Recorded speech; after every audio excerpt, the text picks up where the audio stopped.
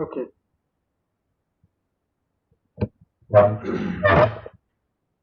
Okay. Good morning, students.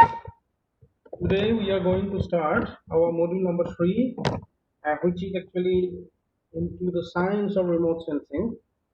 And I expect all of you to attend this module particularly because uh, here you will get to learn about the basics of remote sensing, and then unless you know what are the basics, you cannot really move on to the application areas. Okay? So let us start.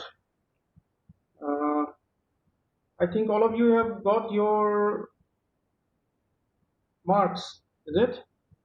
Since the last class in the exam, have you got your marks by now? Yeah. Okay. So the overall marks, if you look into the average, it is somewhere in between 15 point something. So that is actually the 50% of 30. I would expect a little bit more from all of you. So you have to really brush up the things. These are mostly the common things. And in your exam also, similar questions or type of questions will come.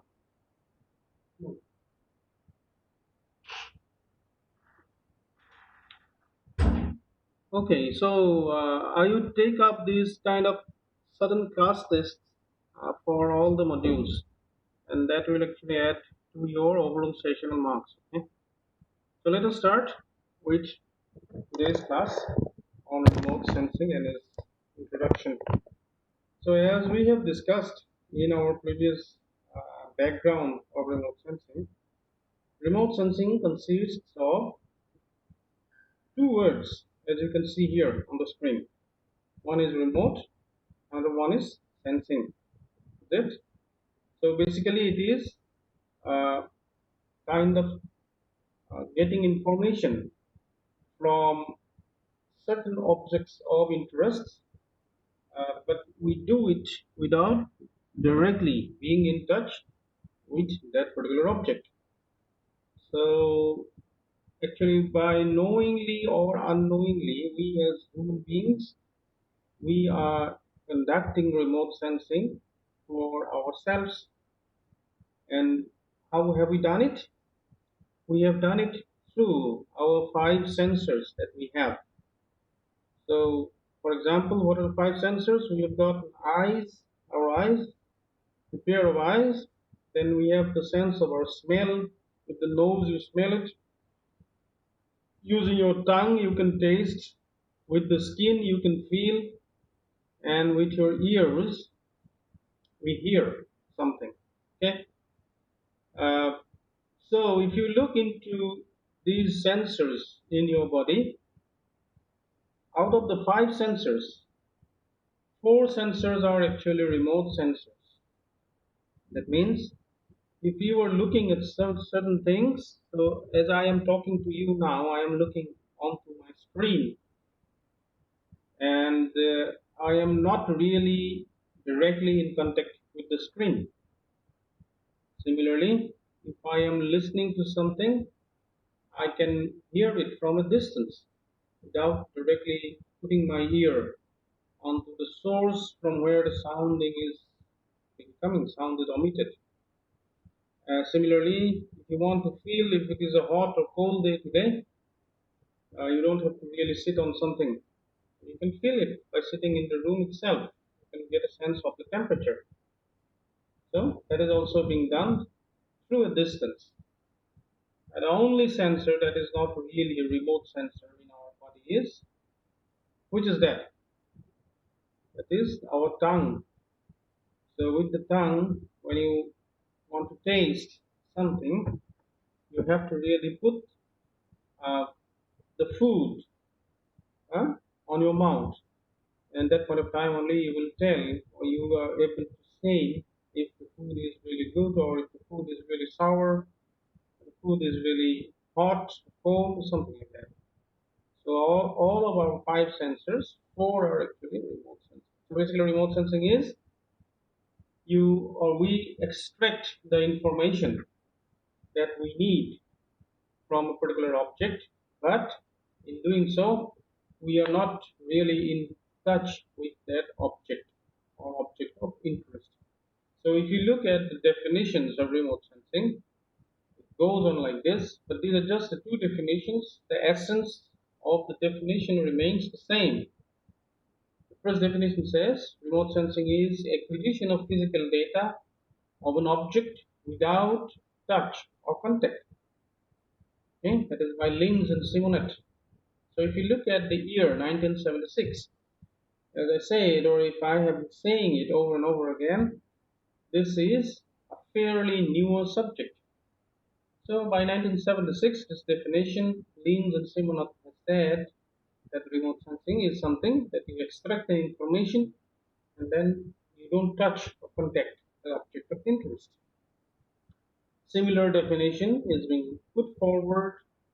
So that is the second definition. Remote sensing is the science as well as the art of acquiring information about the art surface without actually being in contact. So second definition, the essence remains the same, though there is one little bit add-on to it. So it goes like that. Though you say that remote sensing is a science, because if we look into the background of the subject, you will see that it involves a lot of electronics, it involves physics, it involves a lot of mathematics. From that point, it appears as this is a subject which is entirely from science.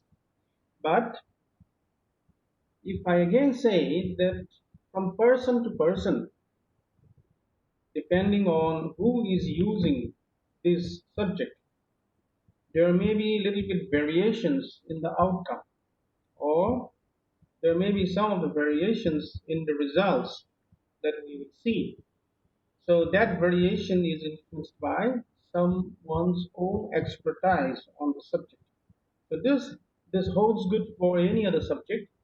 If you are someone is from coming from biochemistry, or someone is from suppose botany, or someone is coming from biology, or any other subject, including social sciences, you have your own way of conducting an experiment, or you have your own expertises, you have your own methodologies, you have your own preferences. So depending on these factors, you can say that this is also an art. So how you conduct this entire research. So there may be the same kind of tools which are at disposal, but if there are two people who are actually using this as a tool for investigation, then the outcome would definitely be different. And that will depend on their own expertise, their own methodologies, their own preferences. From that point of view, we can say that this is, though it is a science, this is also uh, an art. How you do it. Okay. So we are going moving into the background or into the core of the subject now. So I will expect all of you to pay attention to this slide. At the same time, I have told you that the moment you do not understand, you are free to interrupt and then ask questions. Okay. Questions are welcome in the classes. So please pay attention to the subject from this slide onward, and there must be a lot of questions which should be coming from you. Okay, since this class involves students both from science and humanities, it's difficult for me also to just take everyone on board and then go together. But I do my best. So if you happen not to understand something, please stop me. Okay. Okay. So in the slide here, there is a schematic diagram that has been shown to familiarize yourself what actually remote sensing does. Okay. So on the left hand side of the screen, there, what do you see? is a part of the Earth's surface that has been shown, and then over the Earth's surface we see a satellite. Okay, can you see that? Yes. Hey, please speak. Yes, Can sir. Yeah, so please pay attention and then at the same time be interactive. So there is a satellite. Where is the satellite? Well, this one is the satellite. Okay, sorry, this is the satellite. It is also written as the platform. So platform means where you have kept the sensor. So in that point, you can say that our cameras, they are the platforms, and what do they carry? They carry the sensor. Okay, so this is the sensor which actually captures this information. Okay, so the sensors can be on board a satellite, that is an artificial satellite. People are flying the satellites onto the orbit, or these satellites may be on board. There may be a ship here, you see. So the satellite can be on the ship also.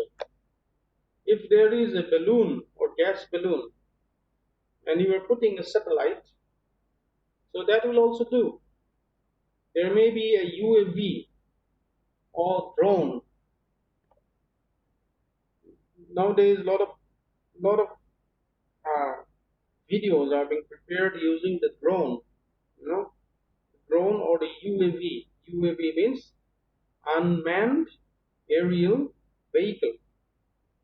So normally when there is a, how to say, cultural activity or some singing that is going on in an open area like we have in our ADTO, then you will see that there are someone who is actually controlling a UAV, and the UAV is being flown over that particular event, and in the process the UAV is capturing video of the event.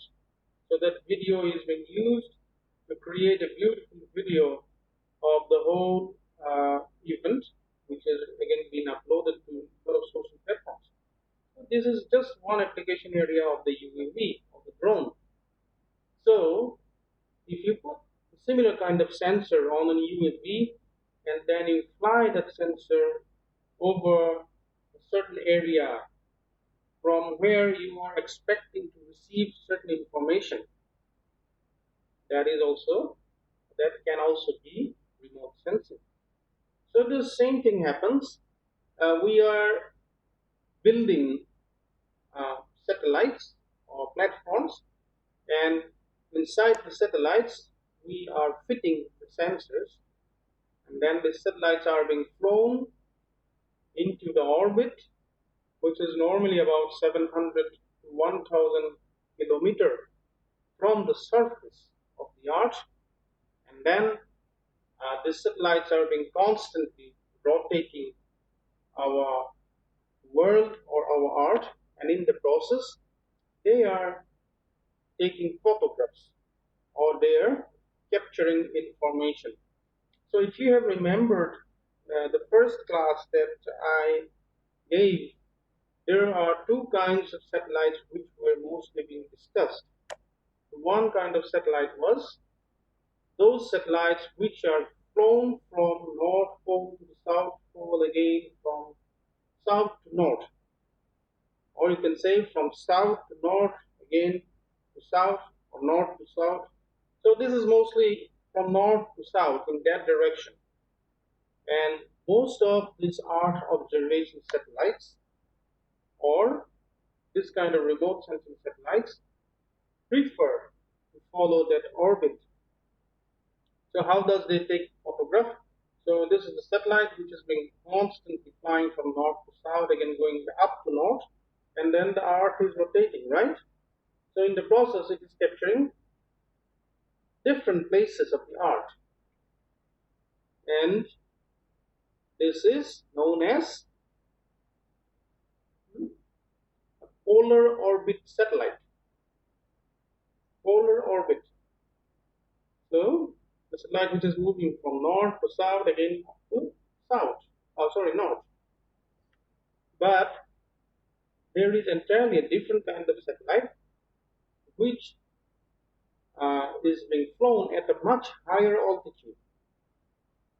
So when we talk about the polar satellites or this kind of remote sensing satellites, the kind of satellites that is being shown here on the screen, normally the height remains from 700 to about 1000 kilometers.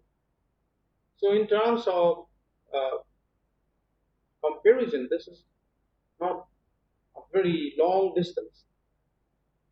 But the other kinds of satellites, especially the weather satellites, or especially the satellites which are involved in constantly monitoring only a particular area of the Earth.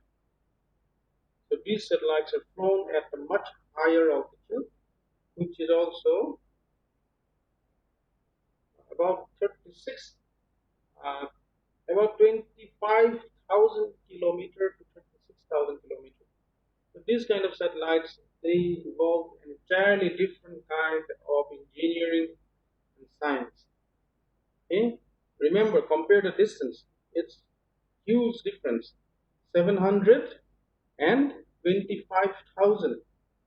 That is the difference in height. So normally the Earth observation satellites, they are these satellites which are actually being shown on the screen from 700 to 1000 kilometers. Okay, now if you look at this small diagram again, you will see that there are some other words which are being also written there.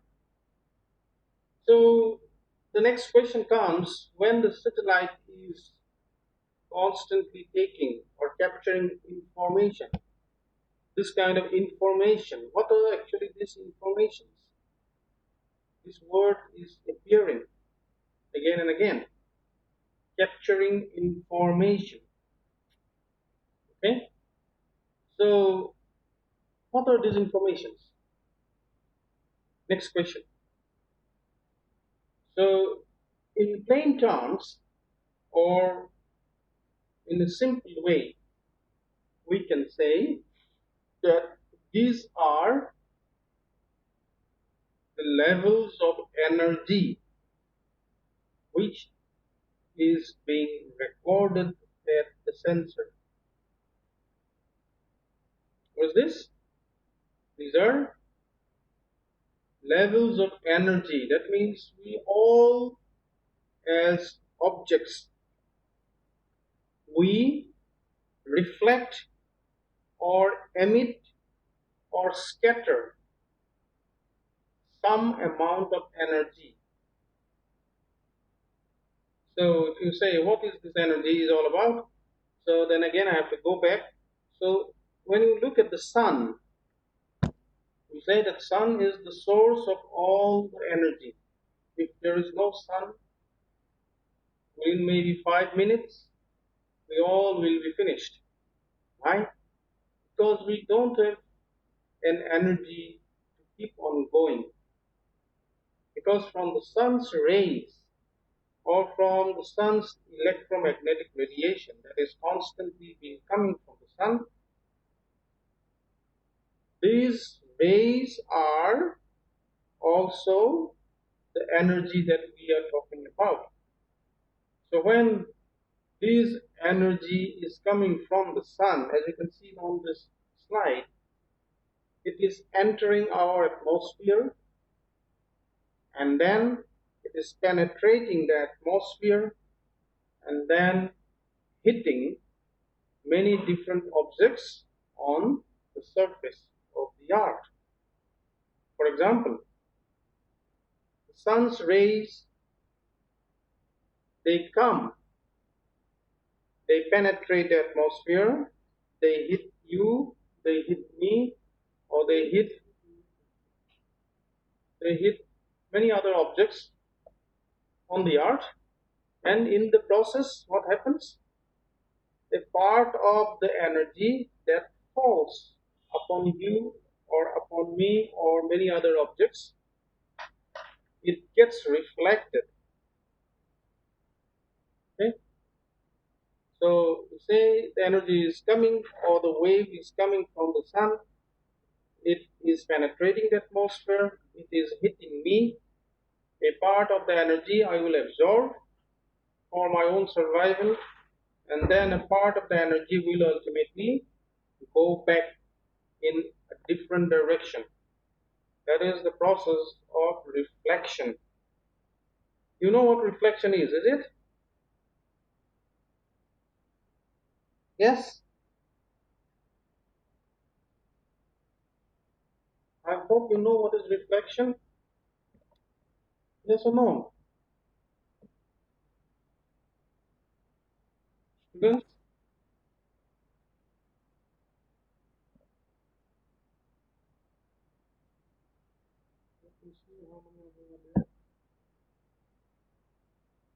Bhargavi Sunwal, are you here?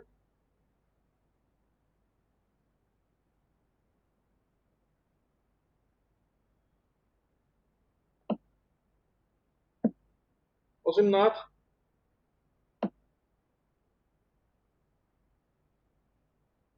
Priyanka Datta?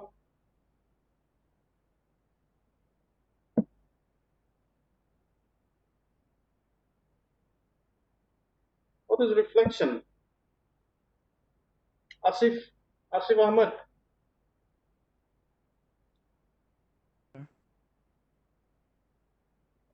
Are you really listening to what I'm saying? Is it?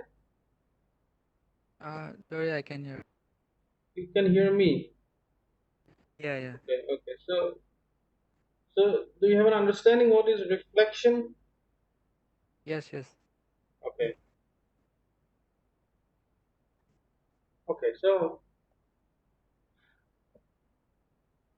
what I was saying or we were discussing that the energy from the sun, it comes, it penetrates the atmosphere, it hits objects here upon the upon the surface of the earth, and then part of the energy we absorb as objects, and then a certain amount of this is reflected back. That means it goes in a different direction. Okay, so this part of energy that goes back in a different direction actually goes back to the sensor also, which is on board the satellite. Okay, so the satellite captures this reflected energy. What energy we can say this? This we can call it as the reflected energy. Okay, so this is the first kind of energy that is normally being sensed at the sensor.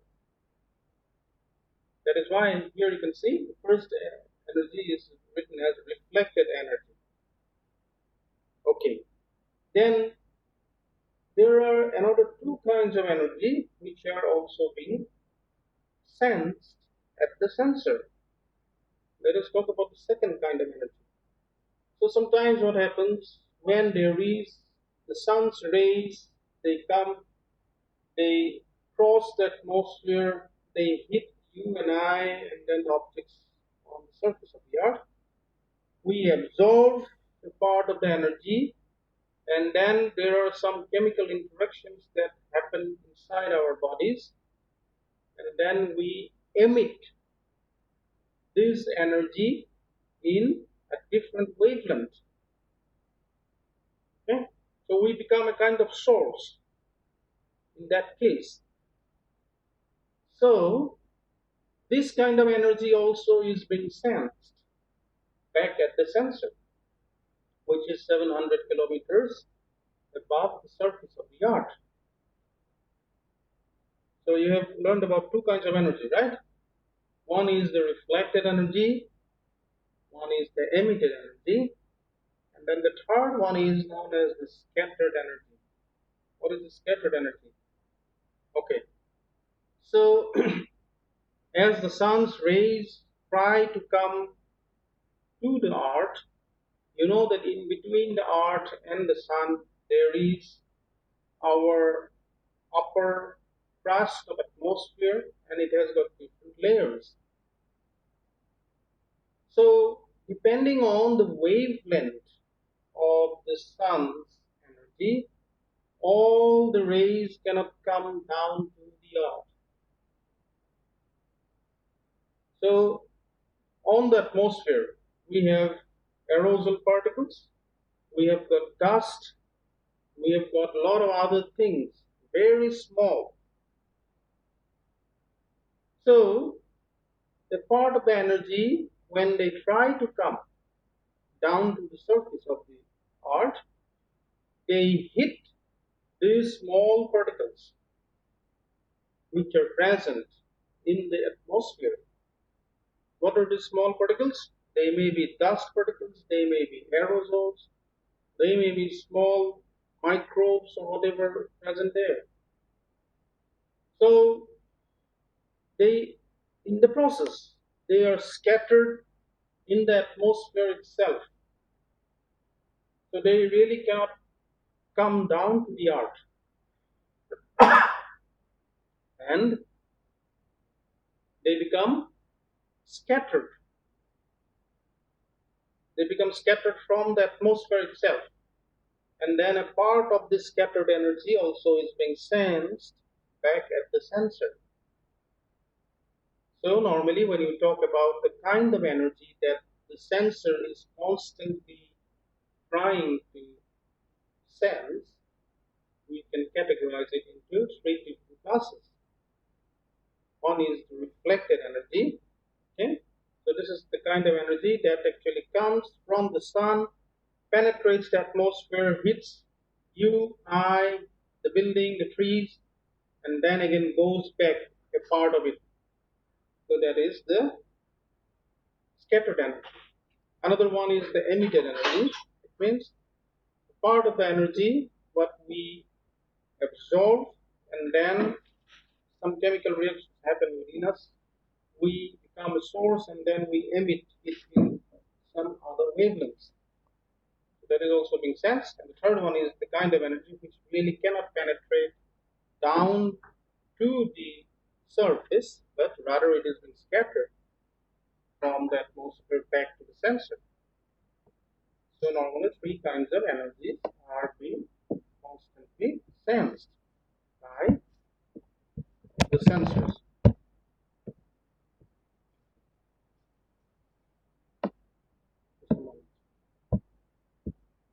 Okay, so on the right hand side of the slide, right hand side on the corner, here you see uh, an object which shows the wave pattern of this energy that is being coming from the sun. So when the sun is emitting radiation, or when the sun is constantly burning, you see these different lights that are being emitted by the sun. It contains a range of different waves or wavelengths. So I don't know, do you have an understanding of the wavelength?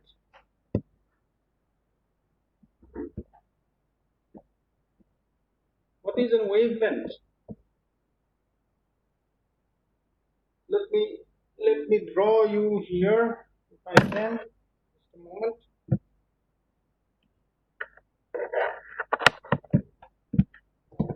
Just give me 5 minutes.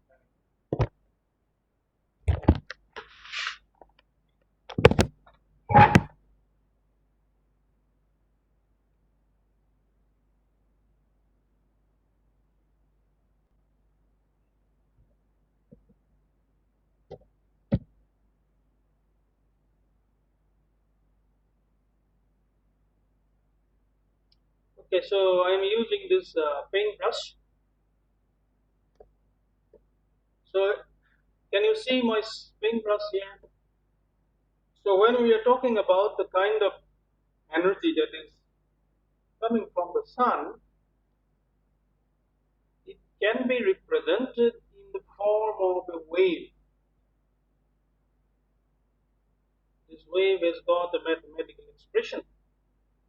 So this is the wave.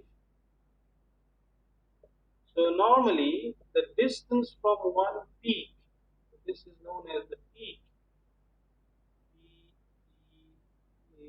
P-E-A-K, peak.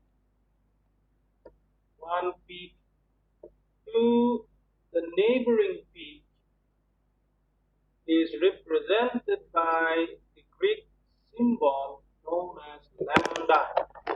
Okay? Lambda. Can you see this on the screen? Yes? Yes, sir. Yeah, good. So, when the sun is emitting this radiation, it is emitting the radiation with various values of lambda. That means there are extremely smaller wavelengths which are also being emitted. This is also known as the wavelength, okay?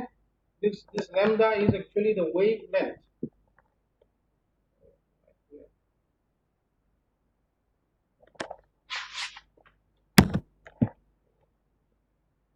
This is known as wavelength.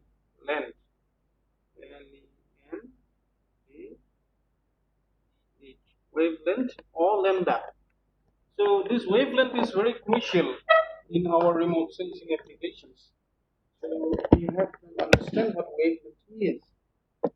So when I was saying that the sun is emitting uh, different lights or radiation, or you can say waves, it has got different wavelengths.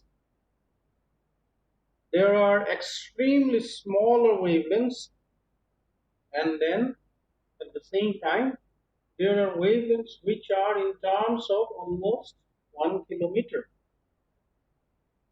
Almost. So depending on the wavelength, we call these waves with different names.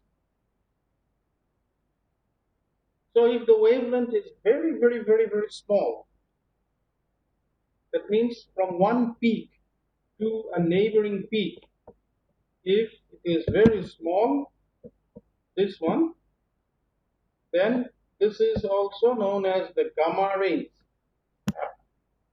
This is known as the gamma rays. You can see it on the extreme right of the screen.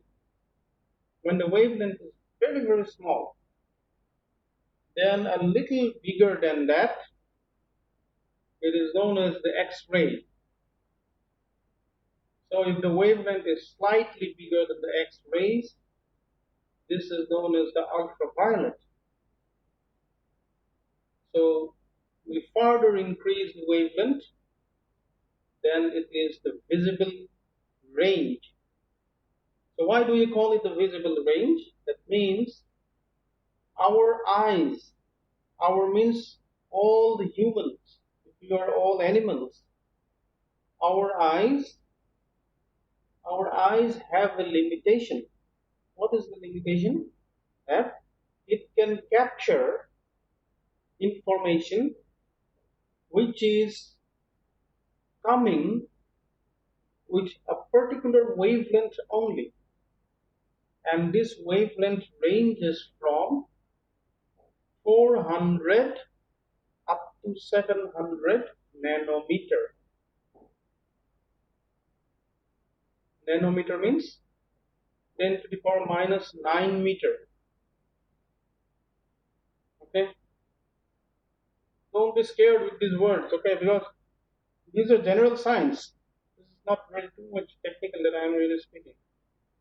So, if there is a wave which is either bigger than 700 nanometer or smaller than 400 nanometer, we as humans, we cannot really capture this information.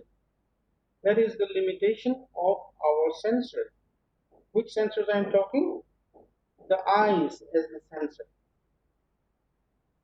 So that range starts when we increase the ultraviolet range a little bit, and then it goes up to 700 nanometer.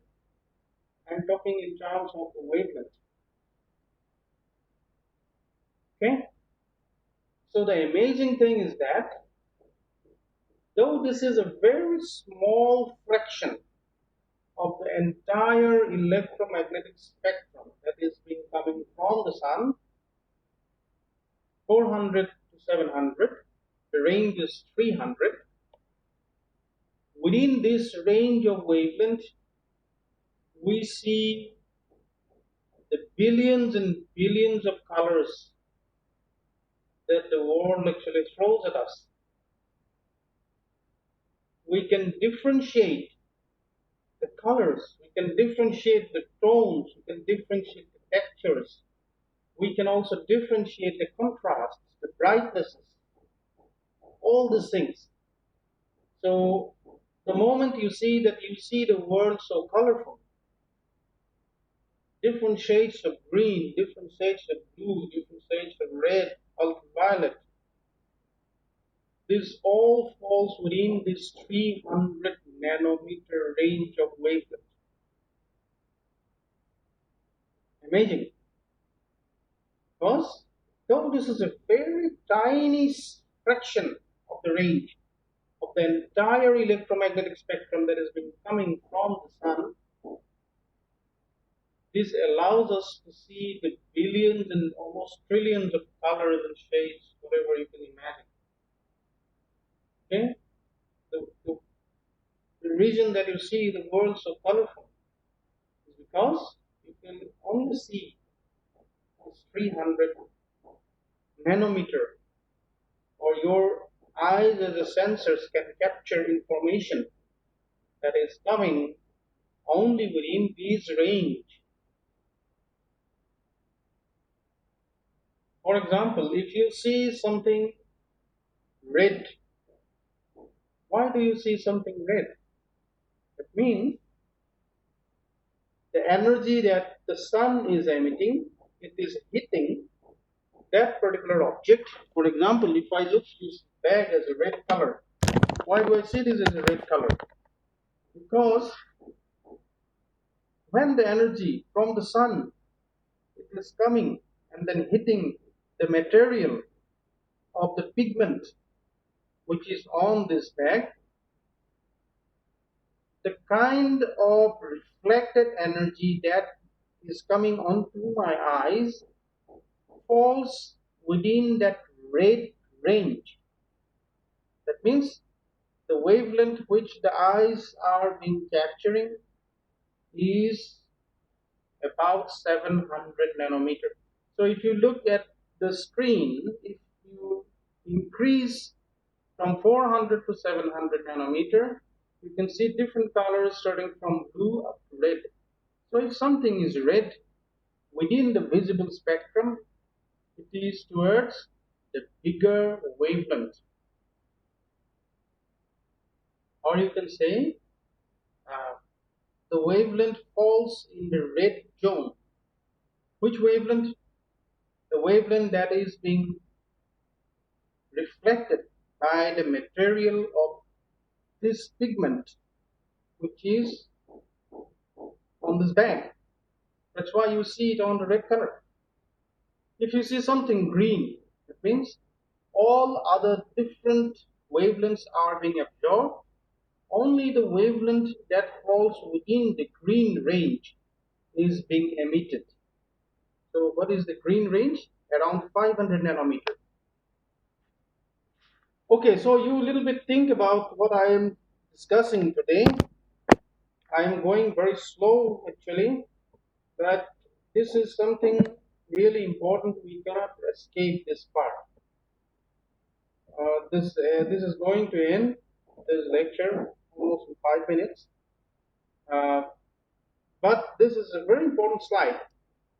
So the gist of the class is that from the sun we are experiencing a range of wavelengths in the form of energy that is being constantly coming towards us.